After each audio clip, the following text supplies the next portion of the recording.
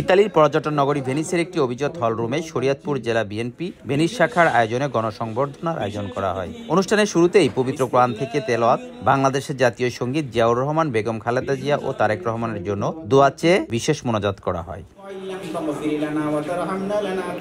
অনুষ্ঠানটি যৌথভাবে পরিচালনা করেন ভেনিস বিএনপি সাংগঠনিক সম্পাদক ইব্রাহিম সর্দার ও ভেনিস যুব দলের সভাপতি আকবর খান। প্রধান অতিথি হিসেবে উপস্থিত ছিলেন বিএনপির জাতীয় নির্বাহী কমিটির সদস্য ও শরীয়তপুর জেলা বিএনপি সভাপতি শফিকুর রহমান কিরণ। বিএনপিকে ধারণ করতে পারে না, তার বিএনপি করা ঠিক হবে না, নিরাপদ হবে না।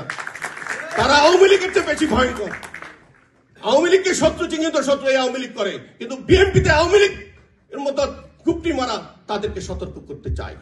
বিএনপি যদি করেন তাহলে স্পষ্ট কথা বললে করতে হবে, না হয় আপনার পজিশন ডাউন হলে আপনি নেতাকে অমান্য করে চলে যাবেন। এই উদ্ধতপূর্ণ আচরণ পেয়েছেন কোথায়? তার মানে আপনাদের শিক্ষায় অভাব আছে, রাজনীতি শিক্ষা হয় না এখন আপনাদের। তাদেরকে দেশনেত্রী বেগম খালেদা জিয়ার সুস্বাস্থ্য, তারুণ্যের অহংকার তারেক রহমানের সুস্বাস্থ্য এবং শহীদ প্রেসিডেন্ট জিয়াউর রহমান অমর হোক। অনুষ্ঠানে প্রধান বক্তা হিসেবে উপস্থিত ছিলেন ইতালি বিএনপির সাধারণ সম্পাদক ও special assistant to the chairperson foreign affairs advisory কমিটির সদস্য ঢালী নাসির উদ্দিন। বিশেষ অতিথি হিসেবে উপস্থিত ছিলেন হালিম খান, শাহিন গোরাপি, জামাল কবির, জাকির হোসেন গনি, মনসুর পেদাসহ আরও অনেকে।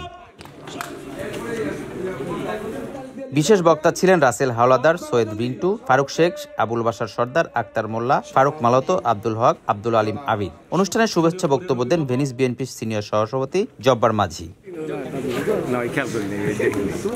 অনুষ্ঠানে ইতালির বিভিন্ন শহর থেকে আগত বাংলাদেশ জাতীয়তাবাদী দল বিএনপি, যুব দল, স্বেচ্ছাসেবক দল, ছাত্র দল, মহিলা দল সহ শহীদ জিয়ার আদর্শিক সৈনিকরা উপস্থিত ছিলেন। আসলামুজ্জামান, RTV, ইতালি।